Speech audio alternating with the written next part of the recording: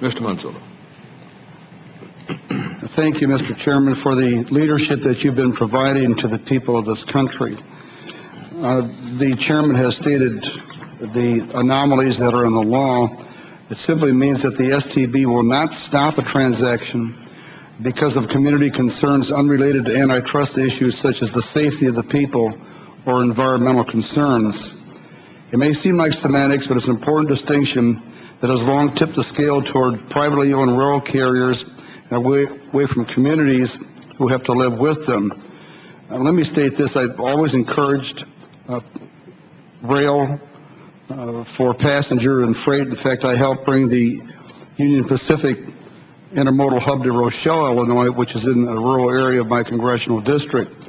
However, in northern Illinois, in Mrs. Bean's district, the community of Barrington and surrounding areas are unalterably opposed to the proposed sale of the EJ&E line to Canadian National, as evidenced by the thousands of people who showed up at the STB scoping session last January and the formal hearing in August. This is not because of not in my backyard syndrome. Everybody understands the need to improve the national rail transportation network and would be willing to compromise. But having additional freight train traffic traverse on the aging EJ&E track will not just be a simple minor inconvenience, it will fundamentally alter the entire nature of the town and people who travel through the town, such as the people that I represent in adjoining McHenry County. I'm honored to serve the thousands of commuters who live in southern McHenry County and must travel through Barrington, either by car or rail, to get to work or perform daily errands. Well, I've been concerned about this deal since day one. A draft environmental impact statement recently released by the STB confirmed many of our worst fears about increased accident risks, increased air pollution, increased exposure to hazard material, and increased traffic, but at the same time said that CN would only have to pay 5 to 10% of the cost to mitigate these problems. This would leave taxpayers paying the tab for a transaction that solely benefits a private company's bottom line. I say it's not about what's traditional, it's about what is fair. And the people from the 16th District of Illinois, which I represent, have had plenty of chances to talk over these issues in the past few weeks with me. I've heard from a lot of them. Your bill, Mr. Chairman, H.R. 6707, corrects an oversight made in 1995 and requires the STB to weigh impacts on local communities more heavily when considering any railroad transaction.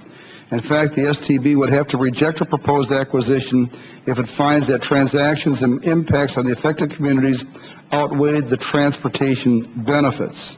We have to learn from the experience of this particular transaction and make sure no community in the nation will have to go through what Barrington is experiencing now.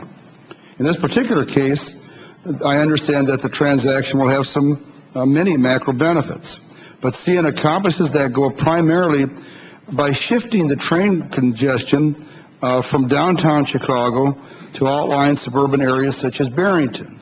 They don't solve the problem, they shift the problem.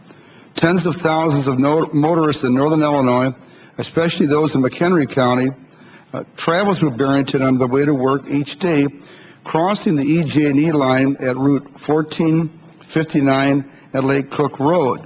Approximately another 4,000 commuters from McHenry County ride Metro rail to work in the Chicagoland area each day. When I talk to the CN authorities about trains that could be as long as 10,000 feet, blocking all three intersections at one time, their response was, well, we'll make the trains go faster. I don't think that's a responsible attitude, especially in light of the fact that we're very, very sensitive in northern Illinois when several years ago we lost 7 children when a Metro train smashed into the school bus. Those problems are on top of all of us. They haunt us, and there will be over 800 crossings of school buses each day just at the 3 crossings in Barrington. So the people that we represent are very sensitive to balancing the issues of safety with the need for increased transportation enhancements. In closing, I'd like to express my appreciation to you, Mr. Chairman, for introducing this piece of legislation, for working with me and others in the suburban Chicago delegation in a bipartisan manner, and for calling this hearing in such a timely manner. We would urge our colleagues to support H.R. 6707.